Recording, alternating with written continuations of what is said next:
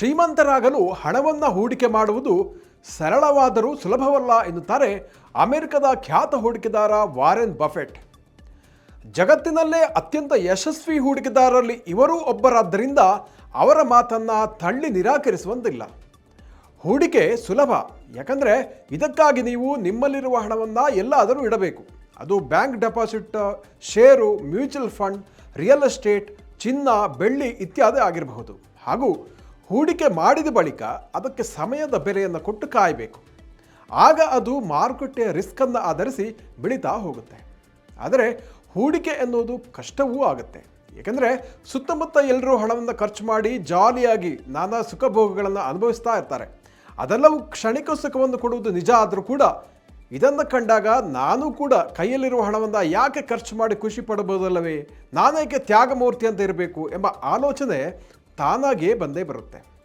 ಇದು ಹಣವನ್ನು ಖರ್ಚು ಮಾಡಲು ಪ್ರೇರಣೆ ನೀಡುತ್ತೆ. ಹೀಗಾಗಿ ಶಿಸ್ತಿನಿಂದ ಹಣ ಉಳಿಸಿ ಹೂಡಿಕೆ ಮಾಡಲು ಕಷ್ಟವಾಗುತ್ತೆ.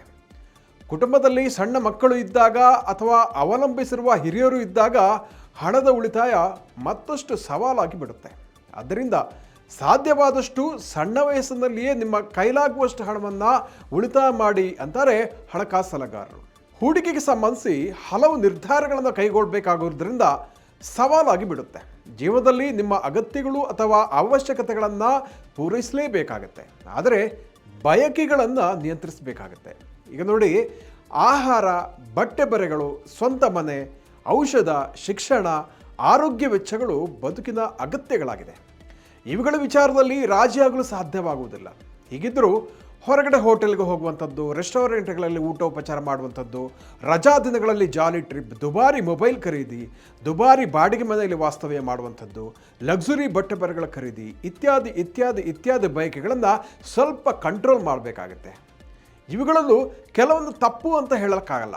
ಈಗ ಉದಾಹರಣೆಗೆ ಸ್ನೇಹಿತರೊಂದಿಗೆ ಅಪರೂಪಕ್ಕೊಮ್ಮೆ ಸಿನಿಮಾ ವೀಕ್ಷಣೆ ಹೋಗುವಂಥದ್ದು, ಕುಟುಂಬದ ಸದಸ್ಯರೊಡನೆ ಕೆಲವೊಮ್ಮೆ ಹೋಟೆಲ್, ರೆಸ್ಟೋರೆಂಟ್ಗೆ ಹೋಗುವುದರಿಂದ ಕುಟುಂಬದ ಸಂಬಂಧಗಳು ಗಟ್ಟಿಯಾಗುತ್ತೆ. ಮನೆ ಮಂದಿಗೆ ಸಮಯ ನೀಡುವುದು ಕೂಡ ಅಷ್ಟೇ ಒಳ್ಳೆಯದು. ಆದರೆ ಇದರಿಂದ ನಿಮ್ಮ ಶಿಸ್ತುಬದ್ಧ ಹೂಡಿಕೆಗೆ ತೀರಾ ತೊಂದರೆ ಆಗಬಾರ್ದು.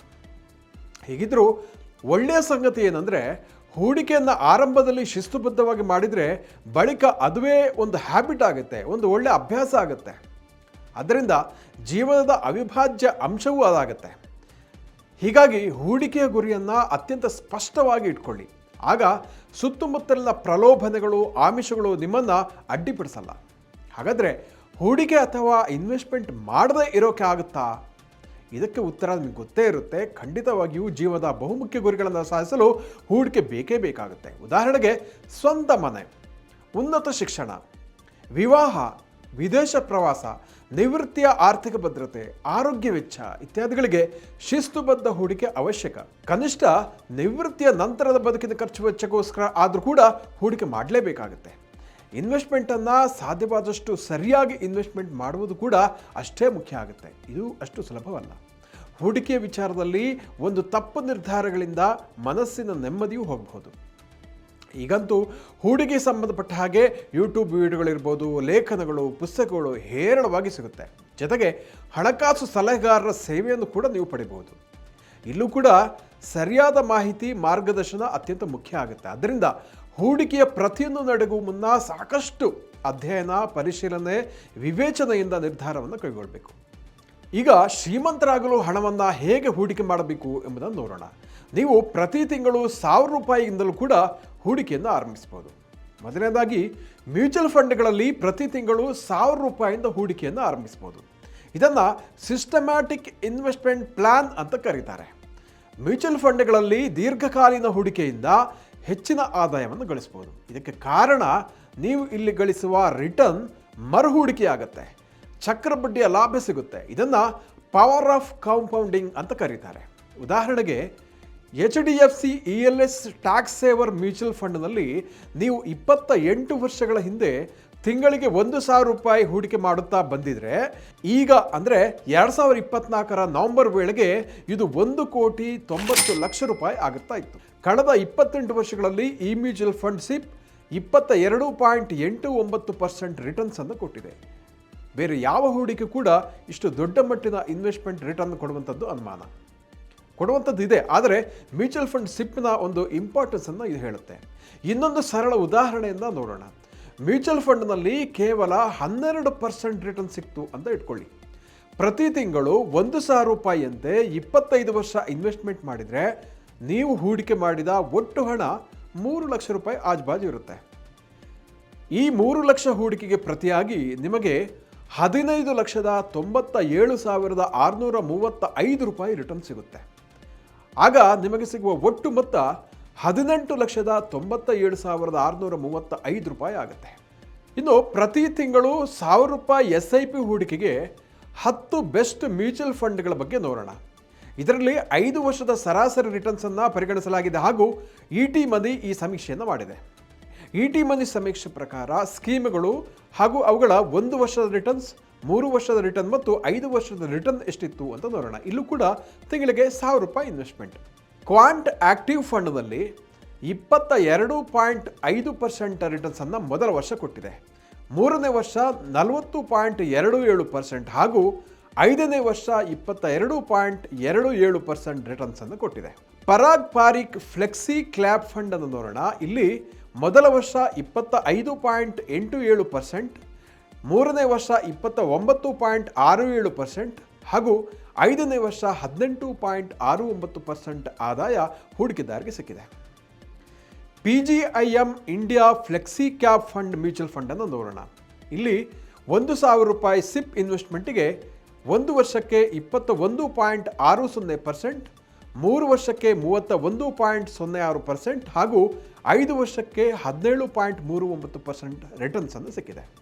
ಮಿರಾಯ್ ಅಸೆಟ್ ಎಮರ್ಜಿಂಗ್ ಬ್ಲೂಚಿಪ್ ಮ್ಯೂಚುವಲ್ ಫಂಡ್ನಲ್ಲಿ ಮೊದಲ ವರ್ಷ 18.87%, 3ನೇ ವರ್ಷ 28.91% ಹಾಗೂ 5ನೇ ವರ್ಷ 16.9% ರಿಟರ್ನ್ ಸಿಕ್ಕಿದೆ.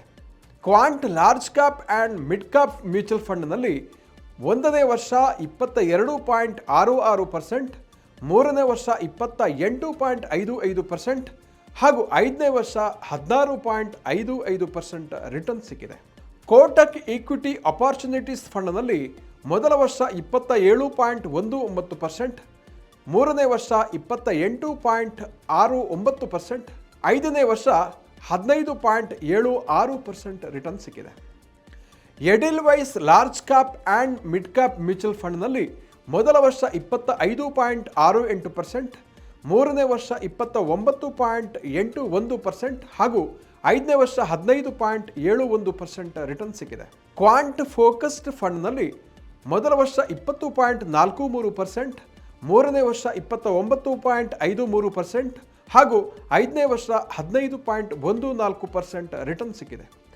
ಸುಂದರಂ ಫೋಕಸ್ಡ್ ಫಂಡ್ನಲ್ಲಿ ಮೊದಲ ವರ್ಷ 23.47%, 3ನೇ ವರ್ಷ 26.35% ಹಾಗೂ 5ನೇ ವರ್ಷ 14.72% ರಿಟರ್ನ್ ಸಿಕ್ಕಿದೆ.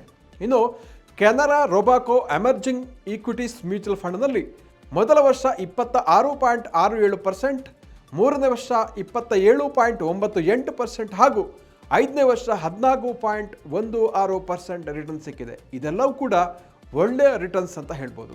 ನೋಡಿ, ಕೇವಲ ₹1,000 ಇನ್ವೆಸ್ಟ್ಮೆಂಟ್ನಲ್ಲಿ ಈ ಇನ್ಕಮನ್ನು ನೀವು ಗಳಿಸ್ಬೋದು.